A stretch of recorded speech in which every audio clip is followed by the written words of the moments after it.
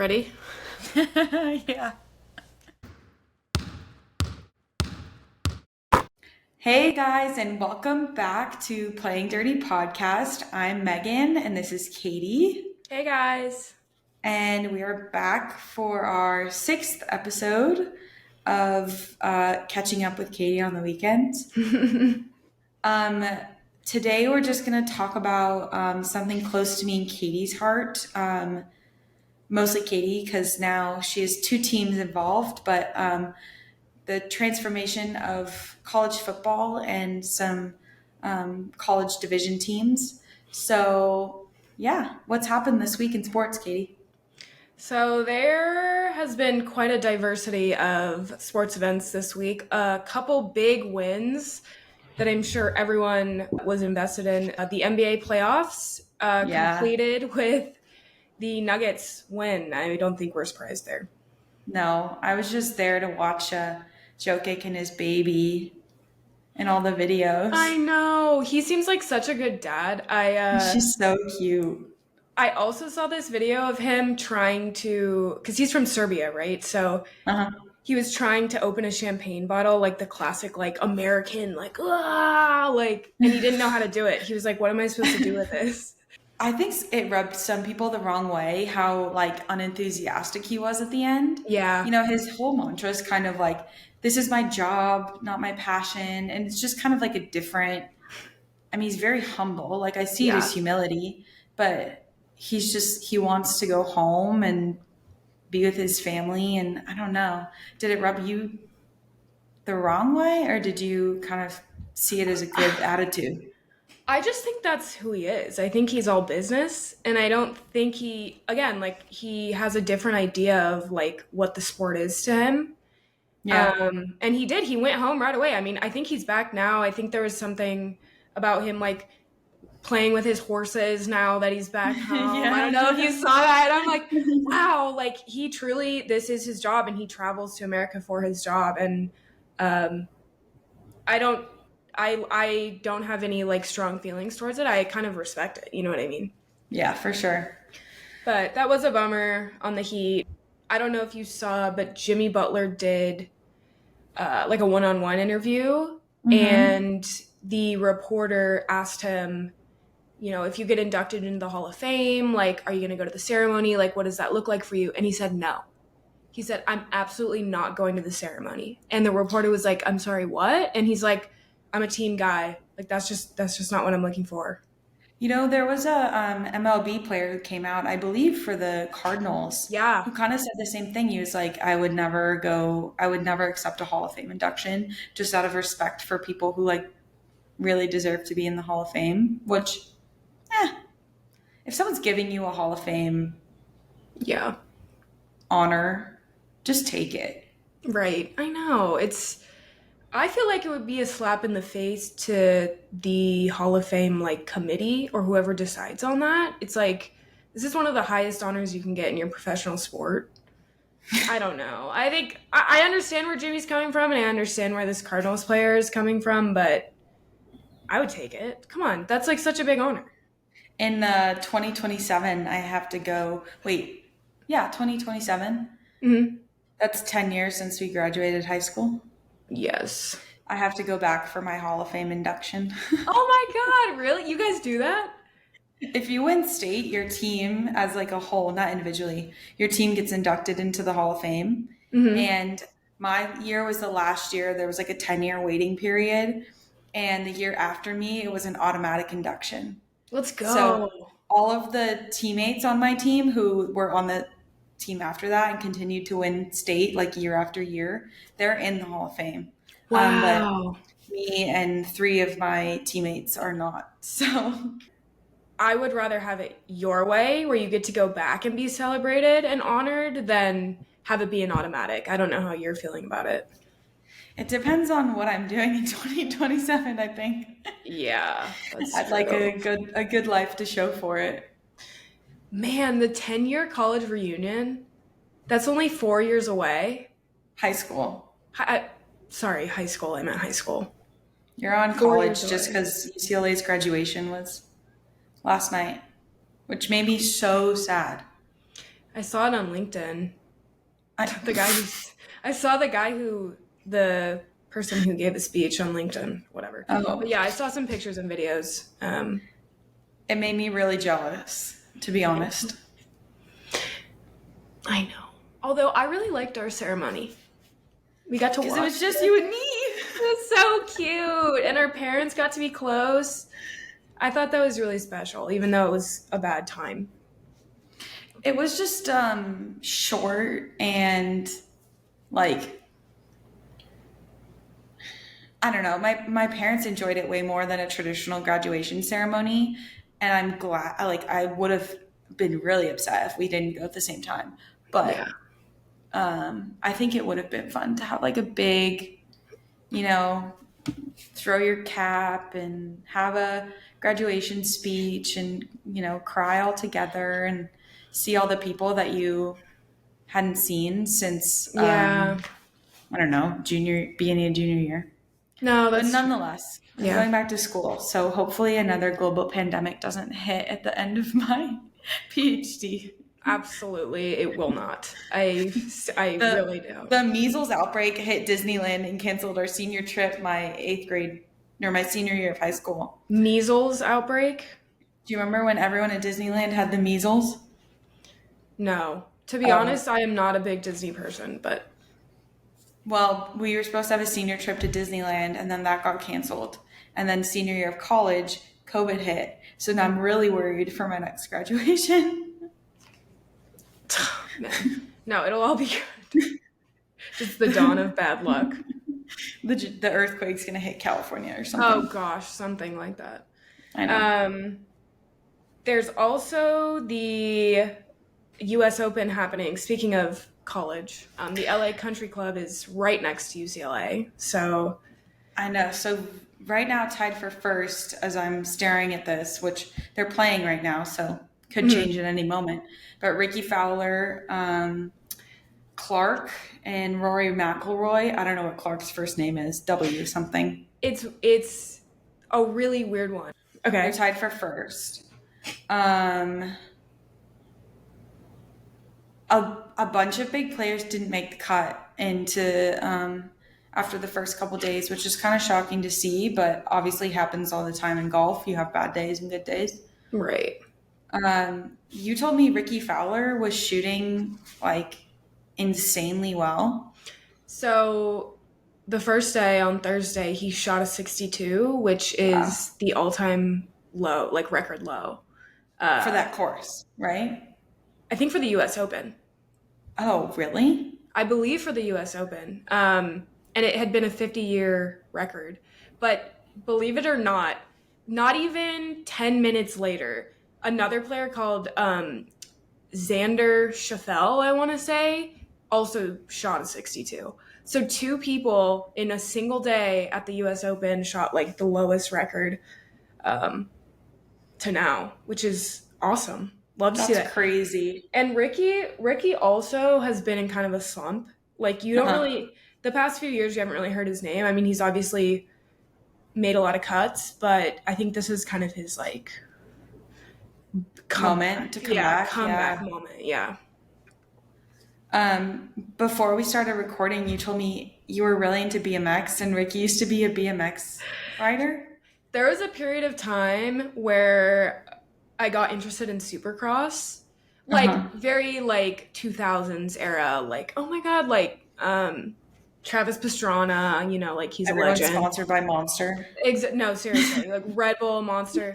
So turns out Ricky Fowler actually, Supercross was his first sport, so he used to ride dirt bikes, um, and he was pretty into it. Like started to compete in races when he was 15. He was racing and he broke his legs in three places, and so I think that was kind of the terminal point of his racing career, and that's how he got into golf, which is really really interesting. But yeah, he still kind of acts and dresses like a supercross type person. Like he drinks Yeah, I can Monster, see it. the flat brim hats, Yeah, like very like I don't know, you know exactly what I'm talking about. But I like him and I'm excited he's doing well. that's awesome. Yeah. So our other championship update, which hopefully everyone has heard about, is the NHL champ or Stanley Cup. So Vegas won. Mm-hmm. Great for a new-ish team, and exciting for the city of Vegas, which is, I know we've talked about it a lot, but just like very up and coming on the sports front. Yeah. And good for us because it's close to us, so Yeah. can travel to Vegas for all these fun things. Yeah, I'm excited for them too. And I know we've also talked about this before, but there's been a lot of progress with the A's moving to Vegas. Mhm. Last week, the state of Nevada actually came to like a conclusion on it, and the governor signed it into law that the taxpayer money will be going to the stadium. So basically, they had the green light as long as the MLB owners were okay with it, and of course they are. I mean, it was basically initiated by the owners, so it sounds like it's pretty 100%, which is exciting. The stadiums, the renderings at least look insane. Yeah. Um, Again, we've talked about Tropicana's RIP Tropicana, like they're done, and that's where the stadium will go. So yeah, Vegas. Excited for Vegas. That was a cool Stanley Cup to watch too. If we go back to the NBA for just a minute, kind of on the team front, Michael Jordan is selling the Charlotte Hornets. I don't know if you followed this a little bit, but the Charlotte Hornets are not doing well in the NBA. Yeah. There's been some drama with their players, so looking Mhm. to make some trades to kind of clean up behavior, I guess, on the team. Um, Michael Jordan bought this team back in 2010, for 275 million. He's selling it, all considered how badly the team is doing, for $3 billion. Billion. Billion. That's amazing. So he made a pretty penny on this, which Yeah. I don't know quite the politics of sports team investing, like how lucrative it is to invest in a team. But this, I mean, it's just kind of crazy. Like, I don't know if you attribute that to the popularity of the NBA growing in terms of like TV deals and all that. Because like just the management of the team and their trade picks and stuff like that aren't great. So Right.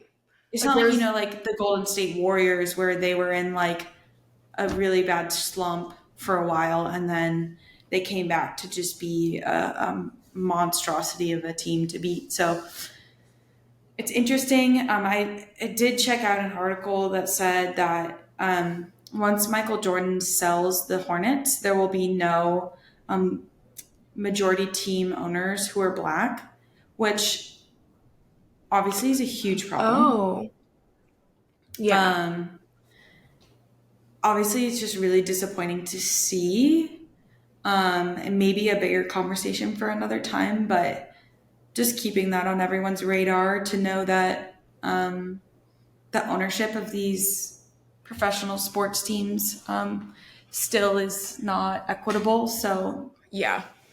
a shame. That is a shame.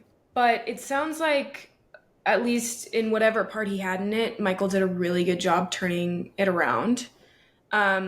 I see where you're coming from, the point, like, where is the growth attributable? Like, because that's a massive amount of, But like, it's not like this. The Hornets, when he bought them, they were fine, but they're still just like fine. Like there wasn't a huge yeah. revolution of the team. They're not picking up these like big name players, and like the Suns for many years, once they came out of like the Steve Nash era, they had Shaq in like that period of time, and where they were just like horrible for a while. Yeah. It's like now you start to see them. It's like, okay, they acquire Booker, they acquire oh shoot, what's his name? Chris Paul? No, the Arizona player, but yeah, they acquire Chris Paul, and now it's Kevin Durant, and like you're seeing Chris Paul move out and a new ownership, and it's like they have these like big momentum shifts to kind of like change their luck. And I guess Right. on the Charlotte side, that just like didn't really happen. Hmm. I mean, either way, like it has been great for the team, obviously. Yeah. And I think that's also a minority market, so it's good to see how the ownership has impacted. Hopefully, a portion of that comes from ticket sales. Maybe there was some sort of like marketing front that happened. Michael Jordan being the owner, I think probably carries some weight. Oh, for sure. So maybe that has something to do with it. But I think you might know more about this than me, but so Zion Williamson, Hmm. um, are there trade rumors around him? I know we talked last week about, the baby mama drama that's been happening, but The reason this ties in, I guess, is because there has been like murmurs of Charlotte too trying to pick him up. mhm, But they don't quite know in the transition of the team, like who, you have your GM and the GM's reporting to the owners. Like they don't know who they're reporting to, like the old owners or the new owners, because the deal will take such a long time to go through. mhm, So Zion, after kind of all that drama panned out in the media last week, it came out that he has a really poor relationship with the Pelicans, and so he's most likely being traded. Um, I saw things hearsay like there is no relationship, like mm, not a big chance that he's going to stay there. yeah, Um, but yeah, I don't know exactly where he's going to go yeah. or if he will go anywhere. In the spirit of trades in the NBA, there has been a lot of talk post NBA finals about the Heat potentially picking up Damian Lillard, which Mm-hmm. would be a really big pickup, as well as Bradley Beal. So I think most people Both to know the Heat. to the Heat, right?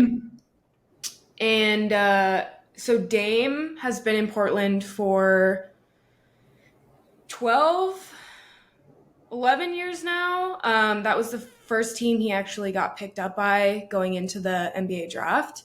And so he has been a longtime veteran with the Portland Trailblazers. I think he feels some sort of loyalty to them, which is totally fair. Um, Mm-hmm. when Carmelo Anthony was on the Blazers and he's been there, like they were really fun to watch at one point, but the last two seasons they haven't even made playoffs. I think he's feeling some sort of frustration there. And, nothing's confirmed, but I think he would be open to leaving and potentially, I don't know where he would go, potentially the Heat. Um, and the Heat have made it very clear that if they're going to get either one of those guys, Bradley Beal is playing for the Washington Wizards right now. They'd rather have Dame, which is Mm-hmm. hilarious. But I guess they make their intentions very clear, which is fair. But yeah, either of those players would be a cool pickup for the Heat. And I guess we'll see what happens. I think there's going to kind of be a lot of movement in the NBA. Yeah, to that point too, the draft is coming up. So I haven't really been following the top picks or anything, but um, the draft will have like huge implications too on who goes where and like how those teams kind of play out next year. I think it's more likely for Damian to leave Portland if Portland uses their number three pick on a rookie. Mm, Because I think he's generally, I mean, at least what it seems like is he's generally tired of them having to develop talent rather than just like having the talent and being able to use it and yeah. go to playoffs. So I think that would, like you said, that would actually be like a really big factor in what happens. Our last piece of NBA news, Ja Morant. I think that the NBA commissioner was kind of waiting. I know we talked about last week or maybe 2 weeks ago, kind of the drama. Ja Morant was seen on Instagram Live with a Hmm. weapon in his hand. So kind of waiting for the punishment for his behavior. So after the NBA finals were done, maybe within a few days, they came out and said he was only suspended for 25 games. Hmm. Um, I think some people were saying that wasn't enough. Hmm. And there was some talk about it being not a real gun And, there's a little bit more playing out on social media. And he's now come out and said, he doesn't really believe that he's done a good job being a role model. And he's like aware of Right. his really public facing image and how this has impacted, a lot of people. So I don't know. I mean, given his history and the mistakes that he's made, I don't think he has a lot of credibility with the NBA at large. So it's a 25 game suspension, right? Hmm. I think that is warranted, honestly, in my opinion. No, it's warranted. Just people saying it's not enough. Like it should have been more severe than that. What do you think? Um, I don't want to try. Like I'll tread carefully in Yeah. what you say, but I don't know. It just rubs me the wrong way. Yeah. No, I hear that. So there also has been some basketball news, but college basketball. And this is hitting Tucson people, whether they know it or not, pretty hard. So Bob Huggins Mm-hmm. got arrested for his second DUI. Oh, wow. Really, really bad one. His blood alcohol level is like twice that of the legal limit, something really, really crazy high. Yeah. And for everyone in Arizona that's listening, you will remember that our beloved and sometimes not beloved Kerr Kriisa transferred to West Virginia at the end of this season. And he transferred because of the coaching style of Bob Huggins, and now he has retired. So Kerr has come out on Twitter and said, I knew this guy for 3 months. He is an amazing coach. It's really a shame to see him go. So disappointing for Kerr. I know a lot of people aren't his biggest fan, so you might not particularly care, but really hard to transfer to a school because you see a coaching style that you admire, and then for Yeah. that coach to just completely let you down. Can you give me some background on Kerr? I'm not really familiar. Maybe it's more of like a University of Arizona thing. He is one of the top guards in at least in the Pac-12, I would say. But the reason that he's like really controversial, I guess, he's a big character, big flopper. He wears a sweatband that is like his like iconic style, and he has like a bowl cut that like sits over his. Oh. So he's just become a huge, big NIL. The rumors fly around that he got paid a fat NIL deal to transfer to West Virginia. Yeah. He has a lot of beef with refs. He says what's on his mind. I believe he's from Estonia. If you're on his team, it's really fun to watch him because it just adds a production value to it. Yeah. Someone who just like really loves playing the game. If you're not on his team, I'm sure he's quite literally the most annoying person to play against on the planet. Got it. Okay. Yeah. That's helpful. But yeah, it is a bummer to hear about that. Interesting to see who's going to step up and take his place. Yeah, I mean, I wish all the best for West Virginia. I think that's difficult, because they're in a point where teams are practicing and they have their new players, they have their transfers in, they have their freshmen in, they're trying to build up a program, in summer school and whatnot that athletes have to go through. So, Yeah, tough. that is tough. Switching it up a little bit, baseball. I know. I feel like we haven't talked very much about the MLB, and I think we're a little bit due because we're kind of getting deep into the season now. It's summer. Closer and closer we get to October, it'll Exactly. Yeah, especially as all the other sports end and then you're like stuck. Watching baseball. Yeah. So for all you baseball fans, we will definitely be talking more about it in this episode and future episodes. But you want to take a moment here for someone special? Shohei Ohtani is absolutely crushing it in the Hmm. MLB, which no one is shocked by. He's one of the greatest players to ever play baseball. Yeah. He's currently for the Angels leading in almost every stat you could think of. And he hit his 23rd home run of the season yesterday. And he now is the new MLB leader for home runs. He is Wow. 150 career home runs and counting. So, um, and I don't know, he's our age. Is he really? Oh, yeah, he's like 24, 25, 26. He truly amazes me as an athlete. I think a lot of times, and tell me what you think here, but I think a lot of times you can kind of get away with in baseball not being an amazing athlete, but being a great baseball player. Mm, And maybe that's not true universally, but he's one of those people who is just like an incredible athlete, having played pretty much every position in the sport and being good at every position in the sport. Um, he's fun to watch. yeah, absolutely. Okay, for our college side of things, we have our men's college World Series going on, and I'll update everyone on what's going on, but then I have like a little anecdote about this. But um, we are past super regionals, so we're in Omaha. There's two brackets. The first one is Florida, Virginia, Oral Roberts, and TCU. Almost knocked over my coffee. And the second bracket is Wake Forest, LSU, Stanford, and Tennessee. Hmm.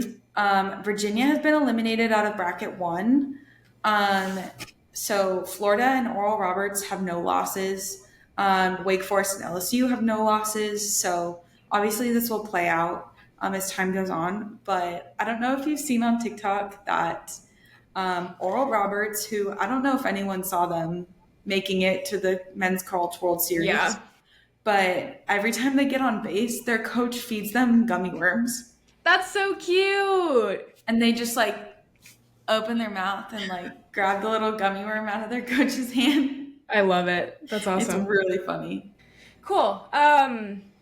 So going to pivot here to kind of staying on college, but a topic that we touched on a little bit last week, something that, Megan mentioned is close to our heart and really a big deal in kind of the taxonomy of college football. And it's a bit twofold. So, in general, conferences are being switched up a lot, college football conferences. Um, it's a very dynamic setting right now, I think, and there's a lot up in the air, and then there's a lot that has previously been decided and is now being put in motion. So, one of those is the development of the Big 12. So, Texas and Oklahoma are expected to leave the Big 12 for the SEC in 2024. This is a big, big loss for the Big 12. I mean, those are two, first of all, it's a historic rivalry. And second of all, those are two very, very good football teams and football schools generally. A lot of money there. They carry a ton of weight in the Big 10. Or sorry, the Big 12. Here we go, getting confused between the two. It's because I told you yesterday that I thought they were the same thing for 24 years of my life. Why name them the same? Why do they both have to be big? Why would you do that? And first of all, when I was younger, it was the Pac-10 and then it became the Pac-12. So if you have the Big 10, and then you add teams, why would it not become the Big 12? Like, I just don't. Who was sitting down at the table and was like, yep, let's just name it the same thing as I know. everyone else down the road? I know. No, I completely agree. It is a bit confusing. So essentially what the Big 12 has done to kind of preempt Texas and Oklahoma leaving is they've added 4 new schools to the conference. Those are Cincinnati, UCF, BYU, and there's one more. Houston. Houston, duh. You're sitting in Houston. I know, literally, that's the school that's closest to me. So, funnily enough, actually, those 4 teams are joining this year. So, there's going to be a year of overlap where the Big 12 becomes the Big 16. Okay, but are they naming it the Big 16? No, they absolutely will not. I hope they don't. It's only a year. Is it just staying Big 12? What I'd happens say- when there aren't 12 teams in the Big 12? Are there 12 teams in the Big 12? Well, once Texas and Oklahoma leave, it's going to be the Big 14. So, But are they changing the name? well, is the Big 10 going to change? I don't know. I have no idea. That's a great question. And then if they both change their names, so like let's say the Big 10 becomes the Big 12, and then the Big 12 also becomes the Big 14. How do you know what the Big 10 became and what the Big 12 became? That's so true. The history is going to be all jumbled. That's such a good point. They should just start from scratch and create more original names than that. I mean, let's not do the numbering. The Fantastic 14. I like that. Alliterations. So, obviously Megan and I are pretty upset about the Pac-12 kind of dissipating. We've talked about that before. I mean, from episode 1, the Pac-12 has been really close to our heart, obviously with UCLA, U of A, we've grown up watching it. Again, Pac-10 to Pac-12. See, now I'm getting confused. But now that UCLA and USC are going to the Big 10, there is a lot up in the air with what is the Pac-12 going to look like? Who's added? Is it going to expand? I think a lot of that has to do with TV contract money. So curious your thoughts on what the Pac-12 is going to look like, what sort of teams are going to be added or not added. And then we can kind of talk about potentially current Pac-12 teams leaving for the Big 12. I have little faith that the Pac-12 will pull together a media deal that's worth the teams that are in its time. Mm-hmm. Just colloquially, from a viewer's point of view, you can't even watch Pac-12 games unless you subscribe to Pac-12 networks. Mm-hmm. So it used to be that everyone in Tucson would cohesively switch what TV provider that they were subscribing to year on end, because it would just be one of them would carry the Pac-12 games. Right. And then it became none of them. And so everyone has now ended up just sharing Pac-12 subscriptions together. Yeah.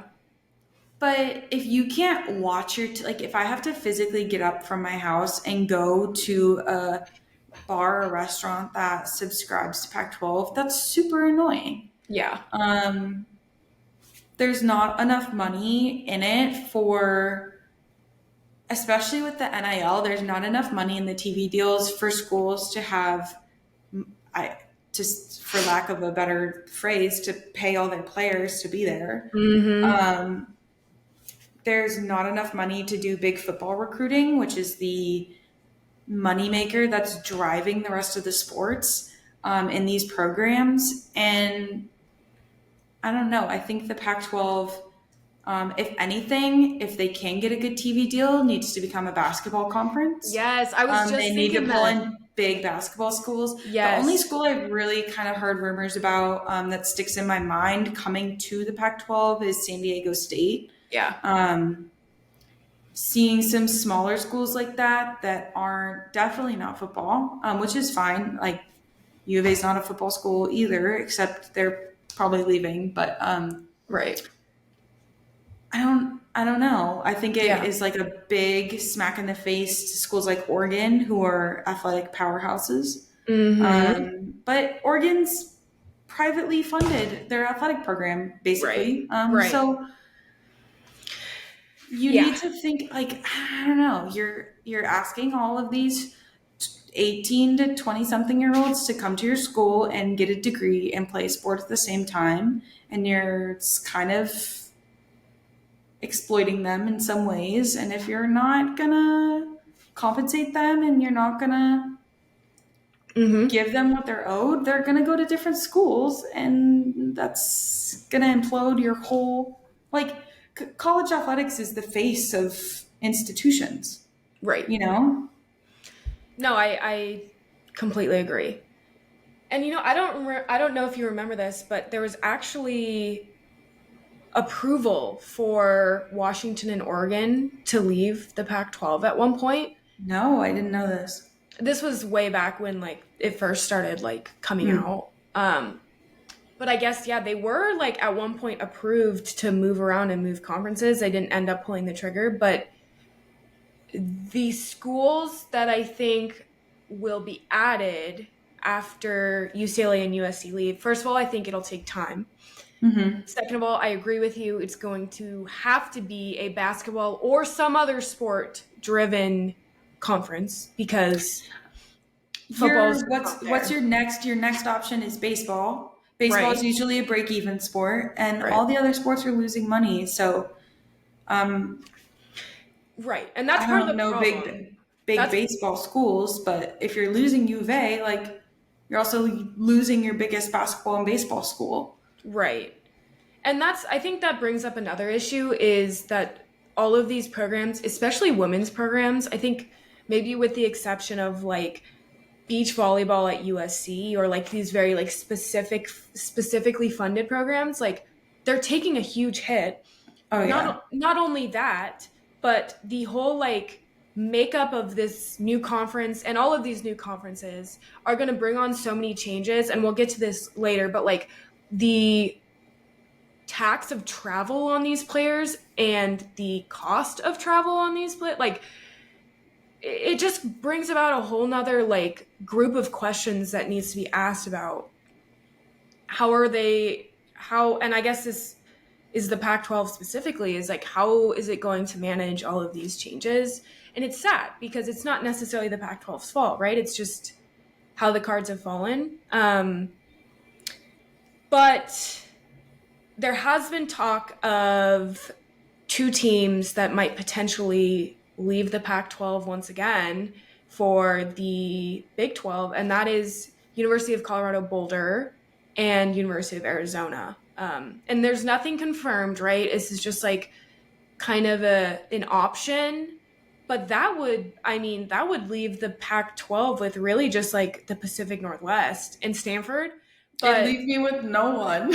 There's literally no one, and that's really, really sad. I mean, then there would be, they'd have to add a San Diego State. They'd have to potentially add like a Utah State or a Boise State or Gonzaga if they're going to go the way with basketball. You know what I mean? So I don't know. Like if Arizona left, how would you feel about that? That's a big change.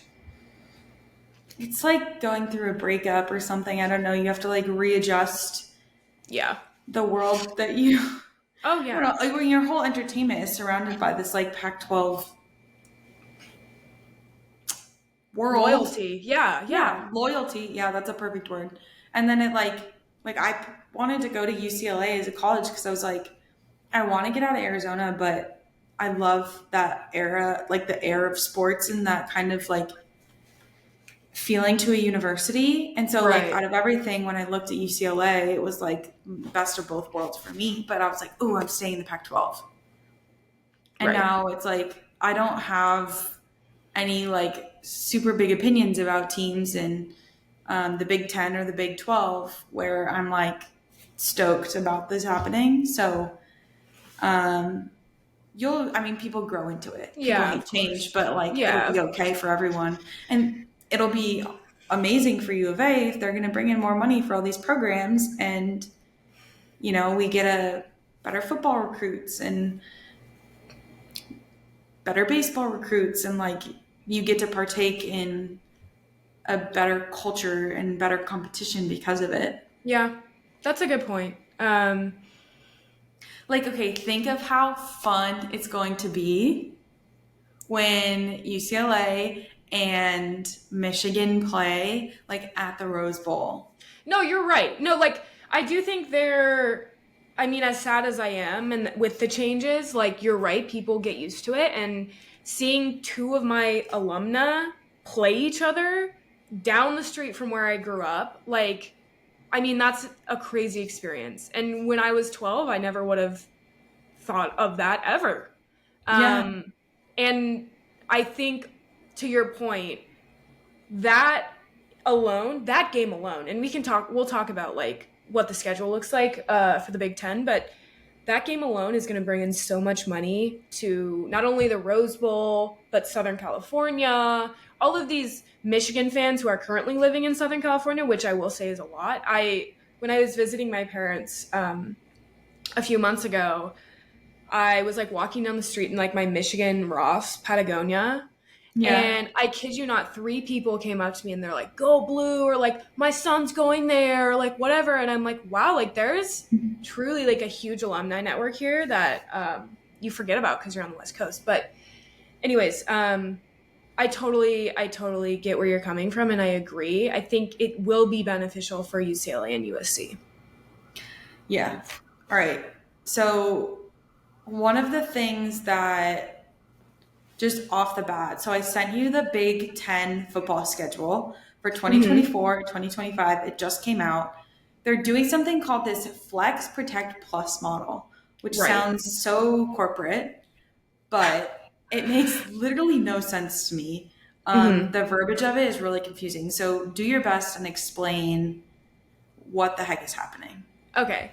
Um, I will preface this with I think I have a general understanding, but I'm not like an expert yet. This is a very new concept, given that there's going to be so many teams now in the Big Ten, high profile teams in the Big Ten. They did some finagling where the model of schedule of play is going to have protected rivalries and then a rotating year by year schedule. So, for example, teams like UCLA and USC, that historical rivalry is going to be protected. Same with like Every year. every year. Same Okay. with a Michigan and an Ohio State, right? Where they're playing Mm-hmm. is going to differ, but those historical games, like those rivalries, will be protected. There's a few others, and I can talk about them in a second. Um, but outside of those allocated games, there is a 4-year rotating schedule for teams outside of the rivalries. So, like, a UCLA is not necessarily going to play an Ohio State every single year. Um, No, 2024 at the Rose Bowl, though. I Already buying know. tickets. You're going for sure. Yeah, I remember my cousins are big Ohio State fans, so I already Oh, texted yeah. them and I was like, we're all going to the Rose Bowl. We must. Yeah, that'll be it. Ohio State, man. They bring a crowd. Same with Michigan. Actually, did you know that this is a little bit of a side note? Michigan is actually playing Fresno State. Why? Um, I think it's a preseason game. And so Jack will be going, Oh my yeah, yeah. gosh. I want to confirm that. I'm not 100% sure, but I did see that at some point they were playing each other, and I think it might be at the Big House in Michigan. So Jack is going, if he Are you gonna travels. go? Oh, yeah, Oh my god. absolutely. Um, Can I come with but you? please, I mean, Okay. you're definitely invited. Any game that Jack plays, you are absolutely invited to come. Oh, okay. Um, I'll get a so, jersey that says Jacobs on the back. Fresno State Bulldogs, go. Um, so so these protected rivalries, there's 11 of them in every season schedule. Um, these rivalries include Illinois and Northwestern, Illinois and Purdue. Really interesting. Didn't know they were rivals. Indiana, Purdue, Iowa, Minnesota, Iowa, Nebraska, Iowa, Wisconsin, Maryland, Rutgers, Michigan, Michigan State, and Michigan and Ohio State, UCLA, USC, and Minnesota, Wisconsin. So basically, there will continue to be 9 inter conference games per season.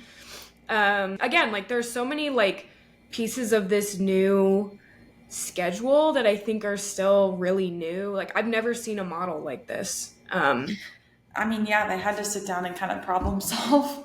They really Um, did, yeah. but I don't know what you think about this, but they kind of problem solved to the Eastern Central teams' advantage and kind of put UCLA and USC at a disadvantage. I agree to an extent. I think the way that they're going to rotate the home games, they try to be equal to like the West Coast teams. Like everyone gets like a home game once every 4 years or something, and something like that. Mm-hmm. But there will always be a disadvantage, like you said, for UCLA and USC because they're traveling an insane amount to just like get to these locations to play. And I want to flag, like, again, this is not just football. These Oh are my God. Yeah, football's not the problem. Like, not really the problem here. They're getting chartered out to move to right, Iowa. literally, exactly on a private plane. So Let's be these, real. It's the small women's teams who are gonna have to sit in the airport and yep, have their whatever airline's flight canceled yep. the night before midterms, and they're gonna be studying in the airport, and they're gonna suffer for it. Speaking from experience, I'm gonna pull the college volleyball flag here. We went to the Sweet 16 my freshman year. We got stuck in Florida during finals. So I was on the hotel floor trying to do a final while we're waiting out a thunderstorm, and it was just kind of ridiculous. I mean, we were all the way across the country. Um, that sort of thing is going to become way more common, and that puts a lot of stress on the athletes already trying to just like be like students, on top of having to travel, being jet lagged, whatever it is. So there was a stat that I found that said UCLA is going to have, like, if you are a team at UCLA traveling in total for a Big Ten game, they're going to travel 25,000 miles during the season. 25,000 miles. I don't quite think and I think fair is a dangerous word to use, but I don't really have a better one in my mind. But Mm-hmm. I don't quite think it's fair to take kids who, whether or not you are invested in your degree, you are good enough at this sport that you have gotten yourself into a university, Mm-hmm. maybe perhaps a better university than you would have gone to off of GPA alone.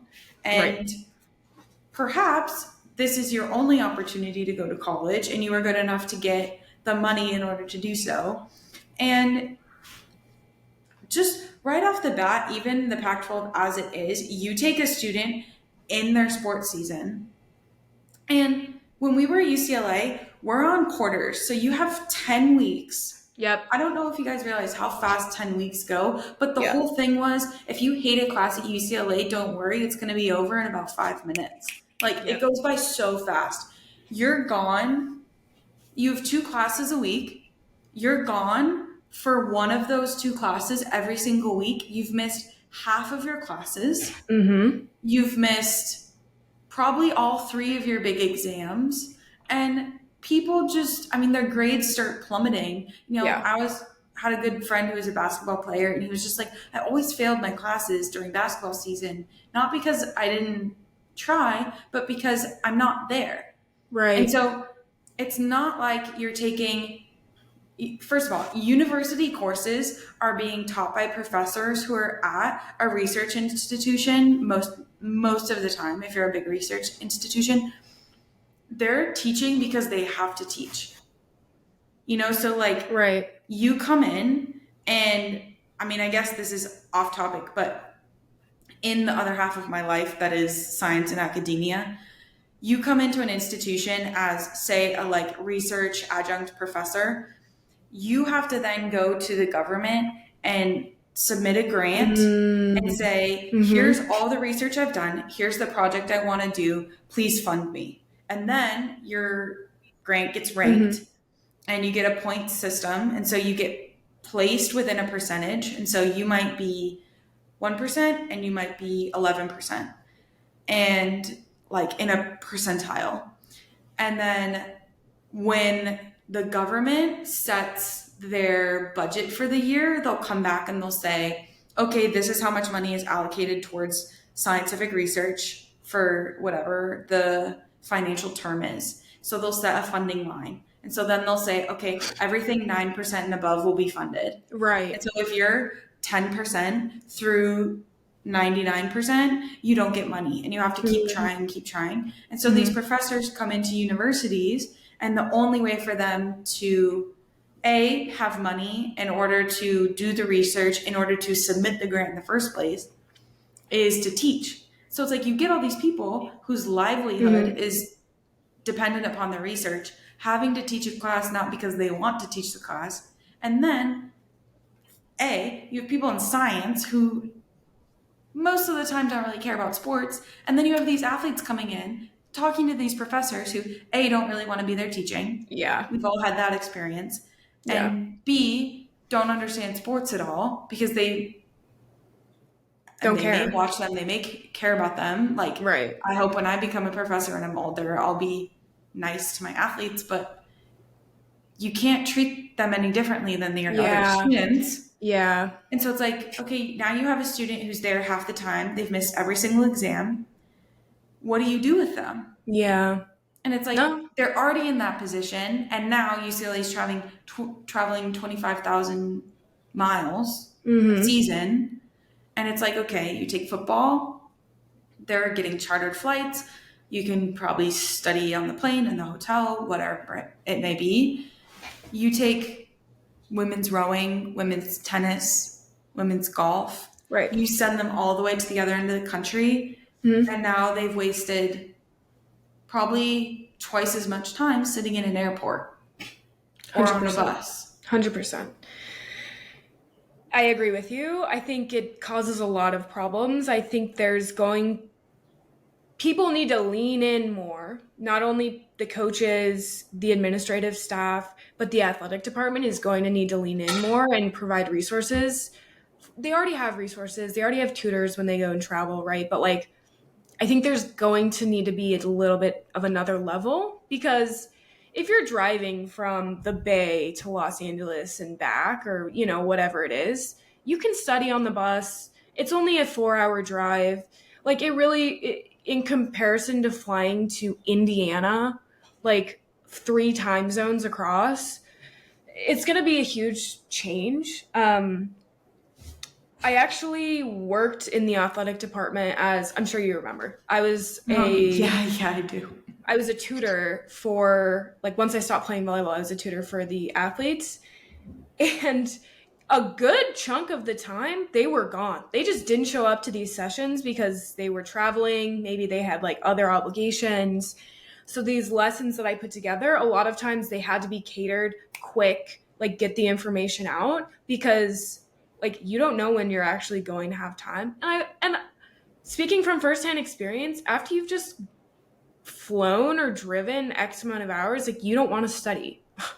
Like, I'm sorry, you just don't. And so I hear exactly what you're saying about it being like a duality. These professors can't accommodate, generally because, like, they have things that they're responsible for, and then the athletes are just doing their best on the other side. So I think people just are going to need to lean into it a little bit more. And if you take the percentage of athletes who go from college to going pro and making enough money to, like, live off of it, it's such a small percentage of people. It's like, okay, all these other athletes need that degree and need a job and need work experience in college in order to completely pivot their life once they're done. And so you get a lot of individuals that are playing a sport, and they chose a really difficult major, whether that be like science, engineering, right, humanities, where the rigor of the academics is hard enough for a quote-unquote regular student, normal student. Right. And then you're taking an athlete who, like, really needs this opportunity. Right. and they're getting feeded half the information from a peer and not even the professor themselves. Mm-hmm. And like 100%. not I mean, it's annoying also as like a normal student when those accommodations do happen, Right. but you can see kind of why they do. And it's like grass is always greener. Of But I course. don't know. I used to sit in classes with it was a lot of girls on the track and field team, and they would just call me when they got home because they were just like, "What happened in class?" Yeah.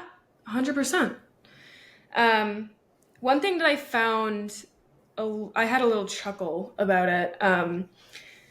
So, as you know, my dad played football in college. He was a Mm-hmm. history major, which I Mm-hmm. don't think is notoriously difficult of a major at UCLA. Maybe it's changed, but at least, I think No.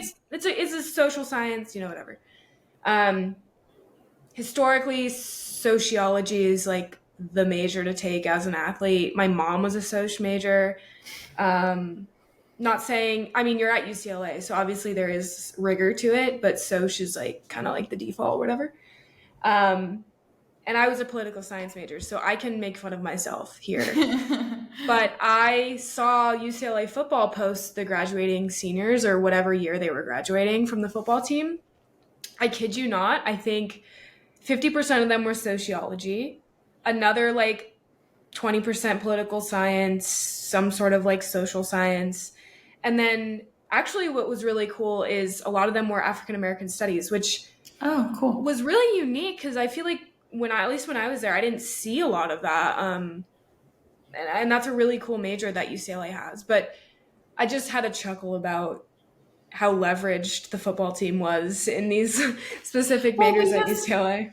you have practice at a certain time, so your classes have Yeah, to be at a certain time, which limits the majors you're allowed to go into. right. Um, Typically, like um, UCLA would build their schedule so that certain majors classes all came into the same block of time. So if you were a STEM major, it was like all your classes fell in the morning and like your humanities fell at different points in time. Like it was like your classes always were at 2 p.m. on a Wednesday, you know? Right, right.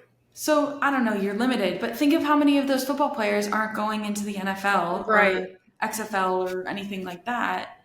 So they 100%. now need to go find a job. And it's like, what if you were stuck in a major you didn't want to be in for the career that you saw yourself doing after football? I know. No, I know. I think there's a lot of, I don't want to call them problems, but just those are kind of things that come with being an athlete. And to come full circle, I do think UCLA and USC going to the Big Ten is might amplify some of those. But I am optimistic that they will get worked out in the long run. Yeah. Also, very curious to see how the Big 12 is going to play out and how the Pac 12 is going to play out. Um, we'll like kind of monitor that as if there's any big changes, we'll hop on here and chat about it. But generally, like a lot of changes. I know. I'll have to like grow new rivals. I know it'll be interesting. I don't know who I'll root for between UCLA and USC or UCLA and Michigan, but definitely boo Ohio State. I cannot even believe that. I'm sorry. I still can't believe we're besties, and I cannot believe that you are an Ohio State fan. That's so brutal. By proxy. By That's proxy. fair. That's fair. My personal teams are U of A and UCLA. So. Okay. So I think that kind of brings us to the end of today's episode, unless Megan, you had anything else you wanted to chat about. No, not off the top of my head. Sweet. So we are recording on Sunday. It's Father's Day. Aw. Give your dad a hug. Hi, Dad. Yeah, I know. Hi, Dad. Hopefully he listens to this. Last episode we talked about your parents coaching, and your mom made a funny comment. I don't even think my dad listened to the episode, but Yeah, my mom was, I was like, I need a favor. And she was like, tread carefully. I'm on the part where you're speaking about me coaching you. that's so funny. So we will see basically today the U.S. Open wrap up. If I'm not mistaken, again, there's a lot of MLB games happening. So if you're a baseball fan, we'll click in there next week. The Diamondbacks are crushing it. Oh, really? Yeah, they are. Um, The Red Sox just beat the Yankees 15-5, which is oh my God. surprising. I know. Our former UCLA player, Matt McClain, is doing amazing on the Cincinnati Reds. Wow. Let's go, Bruins. Yeah. Really fun to see.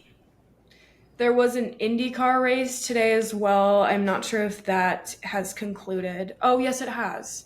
Indy 500 winner Joseph Newgarden got second, I believe. Otherwise, The NBA draft is this week. that's right. Oh my gosh, Megan, I just sorry to yell. I just saw an article on Bleacher Report. Bradley Beal traded to the Suns. Wizards are finalizing a trade to send All-Star guard to Phoenix. No way. Wow. Turn of events. No more Heat. I'm never going to be able to afford to go to a Suns game again. They got a lineup. They definitely have a lineup. Wow, that's crazy. So I guess, again, there'll be more movement this week. So thank you guys for tuning in here to episode 6. For all of you that have given us a 5-star rating, I share my thanks, my great thanks to you. It helps us a lot when you like and leave comments on the YouTube, like and comment. But we just really appreciate the listens. And again, as we always say, feel free to reach out, stay engaged with us on social media. And yeah, looking forward to next week. See ya. Bye, guys.